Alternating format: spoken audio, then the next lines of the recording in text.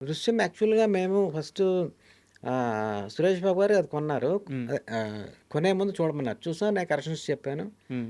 So, Venkatesh గారు అది నువ్వు రాసేయి ఈ సినిమా అని జెప్పారు.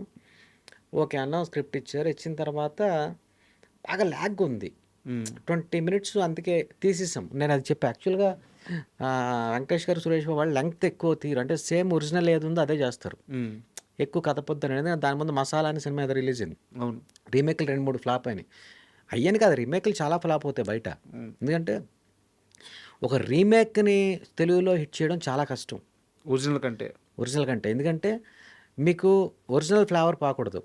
దాని ఎమోషన్, కోర్ ఎమోషన్ అర్థం చేసుకోవాలి. హ్మ్. ఒక్క డైలాగ్ ఎక్సెస్ రాయకూడదు. అది ఒక కత్తి మీద సామే. సో, పైగా మేము తీసేసాం. అది తీసి ఇదంతా కలిపి ఒక సీన్‌గా రాశాను నేను. హ్మ్. మొత్తం లేపేసి. షాక్ అయ్యారు. లేదు సరిపోద్ది సార్ అని చెప్పి. ఎందుకంటే మీకు మలయాళంలో ఏంటంటే ఒక 30 మినిట్స్ వరకు కొంచెం స్లో ఉంటది సినిమా. అంటే వాళ్ళేంటంటే న్యాచురల్ లైఫ్ అది ఎస్టాబ్లిష్‌మెంట్‌కి ఎస్టాబ్లిష్‌మెంట్‌కి కొంచెం ఎక్కువ టైం తీసుకుంటారు. తీసుకుంటారు. మనకేంటి అది లాగ్ అయిపోతుంది. సరే హ్మ్. తీసేసాం. సో, దానివల్ల ఏంది ముందు చాలా మటుకు కట్ అయిపోయింది. దానిలో ఇంటర్వల్ మేము పోస్ట్‌పోన్ చేసాం. లేట్ చేసాం. హ్మ్. లేట్ చేసాం. అప్పటికి భయపడ్డారు.